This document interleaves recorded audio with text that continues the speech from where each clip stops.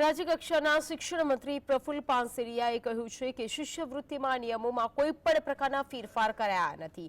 આ મુદ્દે અફવા ન ફેલાય અને લોકો ગેરમાર્ગે ન દોરે એ માટે મંત્રીએ સ્પષ્ટતા આપી છે। 41,15,000 વિદ્યાર્થીઓ શિષ્યવૃત્તિ અપાશે।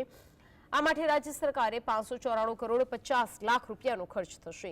આ સાથે ધોરણ 1 થી 8ના 43,45,000 વિદ્યાર્થીઓ છે જેમને ગણવેશ માટે 900 રૂપિયા આપવામાં આવે છે, જેનો વાર્ષિક ખર્ચ 341 કરોડ રૂપિયા જેટલો થાય છે।